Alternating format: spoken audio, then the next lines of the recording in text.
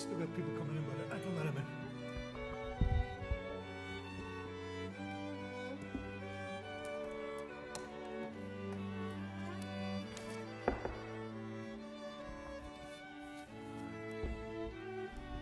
Call this meeting to order. This is a meeting of the Joint Housing and Zoning Subcommittees that was convened after a motion from the previous meeting of these joint committees requesting a presentation on to get more information on the housing choice legislation that recently passed at the state level and its impacts on municipalities, as well as provisions in the housing choice legislation that relate to accessory dwelling units and information on accessory dwelling units generally. So at this point, Mr. Clerk, can you call the roll? Sure. For the Housing Subcommittee, Councilor Drinkwater. Here. Councilor Elliott. Here. Councilor Mercier. Here. For the Zoning, Councilor Elliott. Here. Councilor Chow. Here. Councilor New. Here. 6 present. Thank you, Mr. Clerk. And in addition, attending here in the chamber are Councilors Conway and Rourke. And at this point, like I said, this, in summary, this is continued from a previous meeting. We do have a presentation tonight that I believe will be presented by Eric Slagle, Director of Development Services. And we're starting this meeting a little late, so I do want to get directly into the presentation. But before doing so, just wanted to give the opportunity for my my co-chair, Councilor Elliott, to weigh in if there was anything before we get into the presentation. Thank you, Council. No, considering I was the reason why it was delayed the last meeting. Let's go right into it. Thank you. Okay, great. And I know we also have a number of registered speakers signed up, so hoping to get through the presentation, also allow other members of the subcommittees, members of the council, and members of the public to weigh in. Is Mr. Slagle online? I got to switch my view here so I can see everybody. But okay, I see him here. Am I correct, Mr. Slagle, that you'll be giving the presentation tonight? Yes, that's correct, Mr. Chairman. So this is a kind of follow-up to an informational piece that we sent over to the City Council a couple of weeks ago regarding the housing choice bill that was passed by the state and signed by the governor earlier this year. The housing choice legislation includes several different items that impact the city of Lowell particularly. I'm going to talk about those items, and then kind of the last one I'll mention is the accessory dwelling units, because that was requested specifically for the subcommittee. There are, I would say, 3 major categories of items that are touched by the housing choice legislation. The first, and I think the one that most folks are the most aware of, is the housing choice legislation changed Chapter 40A, which is the Zoning Act, to allow municipalities to enact certain types of zoning changes by a simple majority rather than by a 2/3 majority. So for the city of Lowell, that would mean that in the past, up to now, all zoning changes require the vote of 6 city councilors. The Zoning Act changes it so that a certain category of changes would be allowed with only 5 votes of city councilors.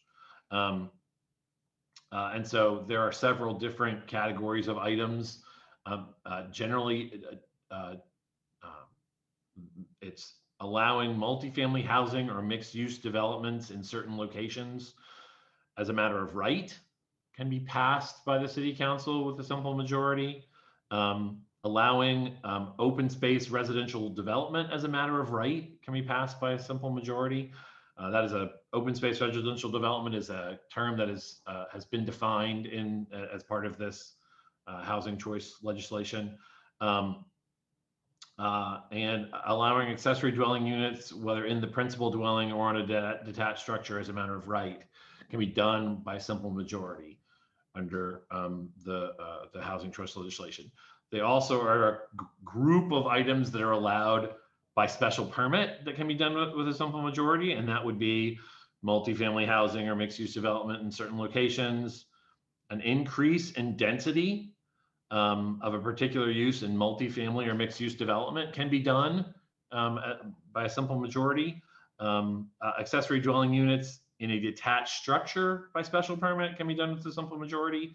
And the lowering of the amount of parking required for residential or mixed-use development can be done, if it's done by special permit, can be done with a simple majority. So that's the section of the law that I think has been the most highlighted in the press. And it allows, again, those things by simple majority. The second, and kind of, I think it's really important that we in the city address the second piece, is that this legislation requires that communities that are served by the MBTA, that includes Lowell, have a zoning ordinance that provides at least one district of a reasonable size in which multifamily housing without age restriction is permitted as a matter of right within half mile of a commuter rail station. So we in the city have to make sure that we have this multifamily zone as a matter of right within half mile of Gallagher Terminal. So we are investigating the existing zoning to make a determination as to whether or not the existing zoning districts that we have might already meet this requirement. We are waiting for some clarification from DHCD as to what is a district of a quote unquote reasonable size. So we'll know exactly how many or how large a district we would be required to have. And I do believe there is a vote on for later tonight at the city council meeting to apply, accept, and expend for a grant from the state to do a transit-oriented development overlay district around Gallagher Terminal, to have a consultant investigate that possibility. And as part of that grant, we would be having that consultant look at making sure that any district that was proposed would meet these requirements. This is important for the city because there is a stick along with that particular provision. Any municipality that does not meet that requirement is no longer going to be eligible for some of the grants that Lowell has traditionally relied on from the state to do a lot of the work that we do in the city. So it's really crucial that we make sure that we do have a district that meets those requirements. There are a few other kind of minor changes. There's some changes to Chapter 40R to add bonus payments. We have several 40R districts in the city, and we're going to be investigating as to whether or not the changes that were made in this statute make them more desirable for us to do, because we do get, for any building permits that are issued in 40R districts, the city gets a bonus payment check written to the city that provides additional revenue for our obviously general fund to go forward with our expenditures.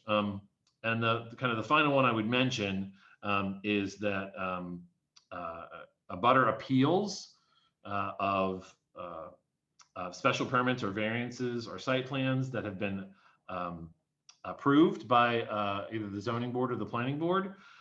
The judge now has judges in court now have the authority to require the appealing party to post up to a $50,000 bond to pursue those appeals. The reason behind this was to attempt to prevent frivolous appeals of granted decisions in an effort to stop kind of development from going forward. So that doesn't have any direct impact on city functions, but it is kind of an important piece of the appeals process moving forward. So to provide a little bit more clarity about the accessory dwelling unit issue, another thing that was done in the housing choice legislation was to provide a definition of what an accessory dwelling unit is. It's considered to be a self-contained housing unit inclusive of sleeping, cooking, and sanitary facilities on the same lot as a principal dwelling. And then they put in several specific requirements for an ADU. It has to maintain a separate entrance, either from the outside or through a shared entry hall. It has to be not larger in floor area than half of the floor area of the principal dwelling or 900 square feet, whichever is smaller. So accessory dwelling units are designed to be relatively small, and is subject to can be subject to additional restrictions imposed by a municipality, including but not limited to size restrictions, owner occupancy requirements, and restrictions or prohibitions on short-term rental of accessory dwelling units. So we are allowed to put greater restrictions on accessory dwelling units than are located in the statute, but those are the minimum restrictions that would be required in any kind of zoning change in order to meet kind of the earlier requirement of being able to pass it by a simple majority. So I know that this is a kind of a 45-minute meeting at this point, so I wanted to make sure that there's time for folks who have any questions, either about the underlying housing choice legislation and kind of all the changes that were made there, or any more specific questions about accessory dwelling units. I know that in the past we have proposed, those have been proposed, and the City Council has not acted on accessory dwelling units, but at this point, the state legislature and our governor have signed off on making those easier to do in all municipalities in the city. And so I would kind of leave off the presentation at that point. Thank you, Mr. Slagle. I did have one question, or possibly maybe just ask you to elaborate on it. In the current zoning code, could you just kind of give a summary of whether accessory dwelling units are defined or referred to? My understanding is that I think there is a reference to them in one specific zone that may allow them by special permit, but there's no definition. Could you just kind of give a brief overview of how our code currently treats accessory dwelling units, if at all? Sure. So typically speaking, accessory dwelling units, there's sometimes iterations of those units that are called in-law apartments, are not allowed in the city of Lowell in a manner that is described in Chapter 48. There are in our zoning ordinance, the single-family districts that are in the city do not allow a separate unit to be constructed as an accessory to the primary unit. And that's where accessory dwelling units would be constructed, would be in single-family zones. If you're already in a two-family zone, you have the ability to have a second unit on your property already because it's a two-family zone. And in any residential zone that has a multi-family component, accessory dwelling units would not be required because you're already in a multi-family zone. So there are folks who regularly ask about these things in our office, but at this point in time, there is not a way to get a separate unit as part of an accessory dwelling unit in a single family zone in the city. Thank you. Chairman Elliott? Thank you. So just to follow, I have one other, just a clarification, because I couldn't hear with the echo in here. But just on the accessory dwelling unit, Mr. Slagle, you're talking about currently in-law apartments are allowed, but they are attached. Were you referring to this provision in the Housing Choice Act, which really speaks to the detached dwelling unit that has to be under a certain ratio or percentage of the existing building or 900 square feet? But as it exists in the city by special permit, residents can go and apply for an attached or even within the structure in-law apartment. Well, it wouldn't. You cannot get an in-law apartment in Lowell. No, not even with a special permit. You can construct an addition onto your house that is not separated with, housing facilities like a kitchen and a bathroom and a bedroom, but it has to flow within the space of the existing house. So you can build an addition as long as it doesn't have as long as there's not locked doors in between that unit, that part of the house, and the main house. That is what lots of people refer to as an in-law apartment, but it's not actually a separate unit. It's just an extension of the existing house. And that a house that has that is still considered to be a single-family house because you're allowed to have multiple multiple kitchens in a house and obviously multiple bedrooms. Right, but for practical purposes, it has been allowed, and that really is the intent. And I understand, and I think that makes some sense as long as it's still considered one dwelling unit. And it does address the issue when folks, either one of the spouses passes on and they move in with their family and they put an addition on. To me, I understand under the letter of the law, it's not an in-law apartment or an attached dwelling unit, but that's what I think makes sense, and I've seen it before. So can I just ask, on number 3, I just couldn't hear, and this was regarding a 40R payment. Could you just explain that? I just couldn't hear it, Eric. Sure, I apologize for that. So Chapter 40R is a smart growth district. It was a legislation that was passed many years ago, and it allows municipalities to create special districts in the city where they streamline the permitting process with these overlay districts, and additional units that are allowed to be built in 40R districts make those municipalities eligible for bonus payments. And those bonus payments, I believe the last time that the city was eligible for bonus payments, it was $3,000 per unit that was created by the 40R district. So if you have a district and there's 100 units of housing built in that district that were under the 40R process, the city would be eligible for a $300,000 payment to the city in a bonus payment. And the housing choice legislation basically clarified the types of developments that would be eligible under 40R and added some specifics to those bonus payments to make it more clear how to obtain them. And so we have in the past used Chapter 40R for developments in the downtown, and we will likely in the future continue to try to target an overlay district, usually on a parcel by parcel basis, in an effort to capture some extra revenue for development. We know this is going to happen. Okay, and just lastly, Mr. Chairman, because I know there's a lot of speakers and a lot of questions. So currently, as it exists, the low zoning code does not have any provisions for accessory dwelling units, whether attached or detached. So is that correct? That is correct. Okay, so should anything change, then that's going to require an amendment or a change to the zoning code across the board.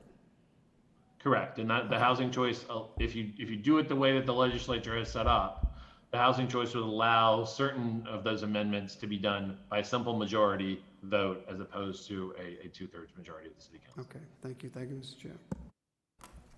Thank you. I want to allow members of the committees to ask questions, if any, before we get into the registered speakers.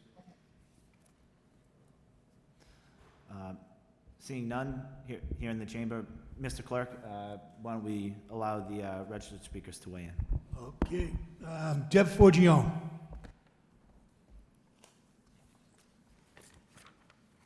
Okay, I just wanted to make just a couple of comments. I'm sure there's going to be more discussion at a further time, but in the city of Lowell, we do not stop people from allowing their parents or their family to move in with them. You can definitely have another kitchen. You can definitely have them in your dwelling in a suite so that they can live independently. Dracut does basically the same thing. So the town of Dracut has embraced exactly what we do. So when your in-laws are allowed to build onto the house, or family or any member, that as long as you have 1 meter and you have an entrance into the dwelling, you can go into a shared hallway, and you can go into your unit and they can go into their unit. The city of Lowell does not stop anybody from allowing their parents, brothers, sisters, aunts from building a suite onto the house where they can live independently. What it does prevent is anything that falls through the cracks, and it's very easily falls through the cracks, is monitoring the fact that someone's not turning it into a separate apartment. And before the city of Lowell embraces any kind of changes, I think the city of Lowell needs to revisit our inspectional services, because in the last year, we were somehow only inspected into 300 units. It's woefully understaffed. It woefully doesn't have enough personnel to manage the 15 to 20,000 units we have now. So the city of Lowell needs a plan, a bigger picture, a bigger plan to be able to manage the housing stock that we have now. And once that works, then considering making any changes. But until we get inspectional services and that department working to the full capacity that it should to manage the ordinances we have now, I'm just hoping that the city uses good judgment and doesn't make any changes. Thank you. John Hamblett? I don't see he's on. I'll go to Jim Wild. I don't think he's on. Kathy Mercado?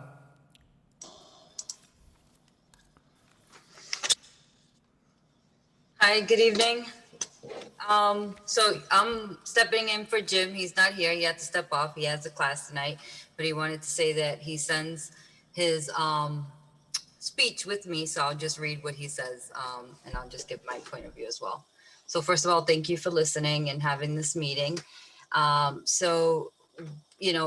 Merrimack Valley Housing Partnership, we promote sustainable home ownership opportunities for low to moderate income earners.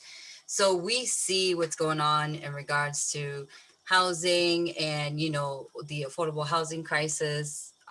And it's, it's very important to us. So that's why we're here speaking tonight. So we're in favor of ADUs, accessory dwelling units, to be the right in the single family zone regions. Merrimack Valley Housing Partnership, actually, I just said all what he said. I'm sorry about that. We work with, families in the city of Lowell. I mean, today walking through the city of Lowell, I saw homeless people sleeping in the street. This is a way that we can definitely look at alternative ways of making more housing in our city. We know how difficult the process is and has become in recent times with the shortage of housing and escalating prices. Anything that can be done to enable more hardworking families to qualify for home ownership is worth looking at. I wholeheartedly support allowing ADUs to be an option for lots of reasons. These units will serve to allow young people to have a place to live while they save for a down payment to buy their own home. It would allow families to accommodate their eldest to age in place while freeing up underutilized homes. Those are just a few reasons. I definitely appreciate the city of Lowell looking into this, and we're just here in support of ADUs. That's all. Thank you for your time. Bill Lipschitz?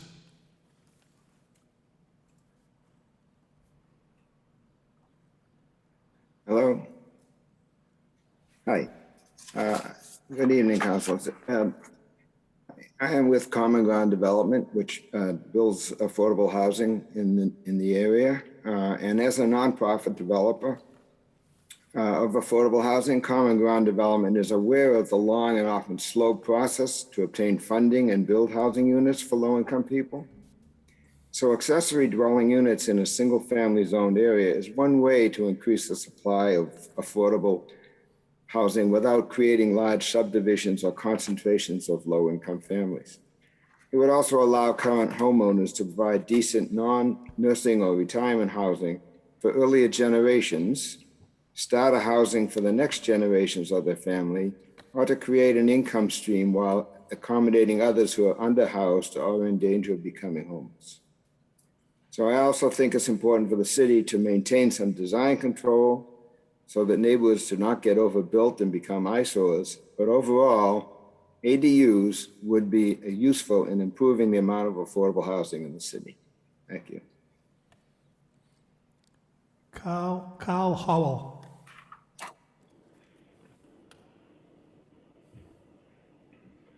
Good evening. Thank you for allowing me to speak.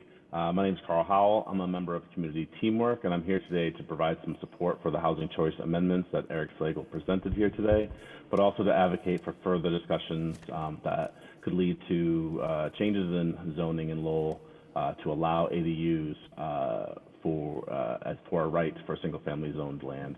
As a housing and human service worker in the city of Lowell, we hear the stories of the families that are unable to allow their elderly family members to age in place. ADUs will allow families to take their aging loved ones and provide a supportive living arrangement within their home. ADUs can also provide alternative living spaces for young professionals, as some of the other speakers spoke. You know, young professionals that recently graduated college or veterans returning to the city that they were raised in.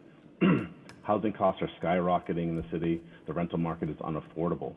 ADUs can provide a more affordable option for young professionals who are returning to the city to become more financially stable, and as I think maybe Kathy McCardo mentioned, become homeowners. The alternative is what we see today. Our renters are a cost burden, paying well over HUD expectations of 30%. ADUs can also allow for more accessible housing options.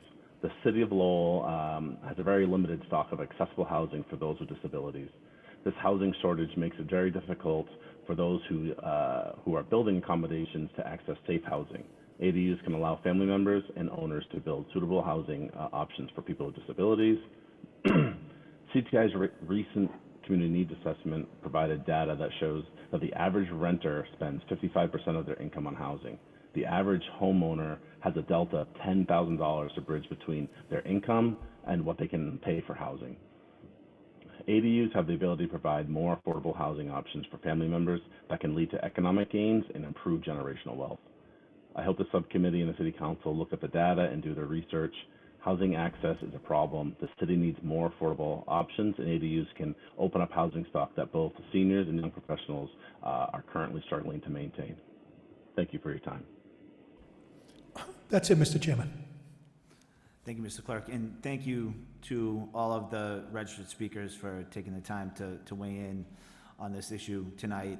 Thank you, Mr. Slagle, for the presentation and the information. I think it was very informative, and I think that was the idea, was to dig a little bit more into this topic.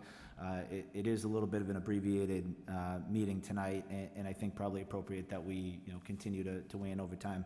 I will say, I start off from the position that creating an ADU ordinance that will explicitly allow them in the city would be a good thing.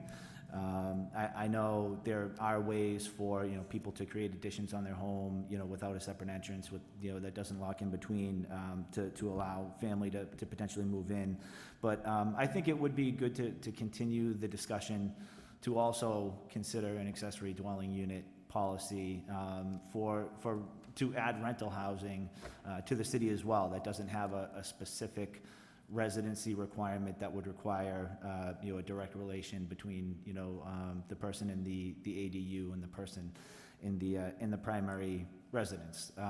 Again, not looking to move anything tonight, but I think it would be worthwhile to continue that discussion, and also in the municipalities that do have these ordinances, there are a number of different limitations and restrictions that do exist, requirements for parking, putting in additional parking to accommodate the ADU, requirements that the owner live either in the primary house or in the accessory dwelling unit, so you don't have absentee landlords, making sure it can't be rented out for a short-term rental like Airbnb, and limitations on certain lot size, all these things that if I think this council or these subcommittees looked into it further, we would want to make sure to look into all those different requirements, and I hope that we do. But I just did want to quickly weigh in to say, I think we do have a need to produce more housing, more types of housing in the city, and specifically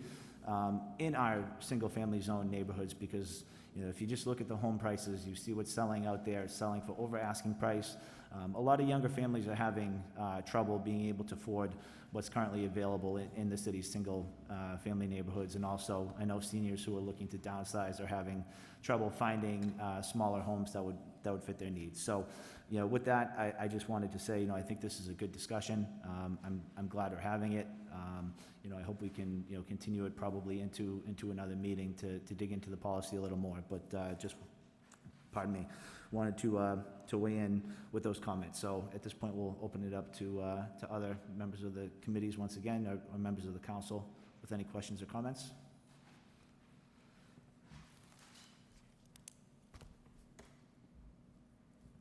Seeing none? Chairman Elliott. No, that's fine. I will weigh in. Yeah, sure, this kind of falls on the heels of the initial report that came out regarding affordability options in the city. As I said before, you know, look, my concern is this. We have, in fact, it was just last week, 2 weeks ago, we heard a proposal on all affordable housing, privately developed, right downtown in a blighted area, in my opinion. That's a good example of the city's willingness, and including myself, that we understand the need for affordable housing. We understand the rent burden. Some of that is within our control, some of it is not.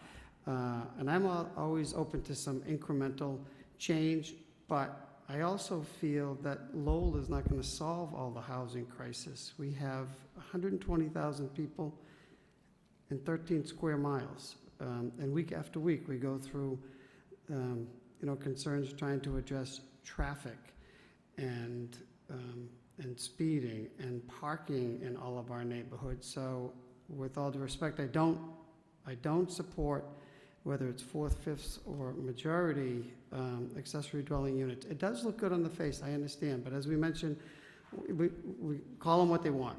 There have been numerous examples of special permits issued to homeowners who have hardship with family, and I think that makes all the sense. I think what happens with accessory dwelling, whether it's attached or detached, is it may be suitable for one family, but that property transfers ownership, that'll be sold and it'll be marketed as a two-family. And I understand Councilor Drinkwater brought forward, guess what? The purpose is not going to be allowed, whether it's for an Airbnb or a two-family or rental. However, we're policing now in our neighborhoods, and we don't have accessory dwelling units. We don't allow them, and it's taking place now where they're prohibited. So I think that we open up, you know, we open up Pandora's box, and the neighbors and neighborhoods are going to have to be, you know, policing what's going on. So I think we do a lot. I think we're very densely populated. I understand the need. And we have fulfilled that need, in my opinion. We've had this discussion. So we'll have this discussion more, but I just want to make it clear. I don't think it makes sense to open up a zoning code that works, that needs some amendments, including motions I have on tonight. It has to be tweaked every once in a while. But I just don't think this is the way to address and expand affordable housing. Thank you. Councilor Rourke. Thank you, Mr. Chairman. Yeah, I look forward to the further discussion on it. It does seem odd that just because a locked door is not put in place, that some people would support it and others would not.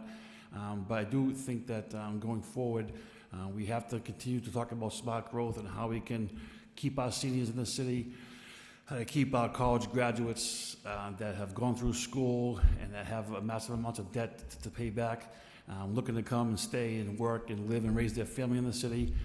Just to say, you know, houses are too much, go live somewhere else, I don't think is fair. And, you know, I think with the ADUs, you know, we have to keep talking about it. You know, I don't think it's going to happen overnight. But again, you know, I did hear some talk about, you know, you can move in your in-laws, you can move your kids in. You know, you're okay with that, but just because it's not a locked door, I'm against it. You know, I mean, that seems kind of odd. So, you know, going forward, I think we need more discussion on it. You know, slight adjustments can be made to keep you know, the neighborhoods intact and so forth, and we'll just you know, have to keep the conversation going and go from there. So thank you. Mr. Chairman. Let me clarify for Council Rourke. It happens in the city. The requirement is there are no locked doors. I think that makes sense. You want to support accessory dwelling units, detached or attached? That's fine. We'll have a discussion about it. I just want to make it clear. We police our neighborhoods across the city right now with illegal units, whether it's single-room occupancy, whether it's Airbnb, where it is illegal housing. I can't tell you how many discussions we had on Frothingham or Gershom and so on and so forth throughout the city. I'm not wishy-washy on this. When there is a need, the city has addressed it, and will continue to address it. So I'm not speaking out of both sides. It makes sense. Can't lock the door. That's the way we should provide support to in-laws and families that need it. That's all. Thank you. And, again, I think there's a reason that this topic, needs more discussion. It's complex. There's a lot of nuance currently between now, what's allowed, what's not allowed, and what should be allowed. And, I think, Mr. Chairman, you actually raised a good point about, what happens when, ownership of a home transfers. There's the right to, essentially, have an ADU transfer over to the new owners. That's all stuff that would need to be addressed. Whether an additional special permit would be needed by the new owners. So it's a complex topic. We're certainly not going to solve it in one 45-minute meeting, but I think we made a lot of progress. I think into getting there in this. So. With that, I'm hoping we can continue the discussion, and unless there's any other comments from the committee.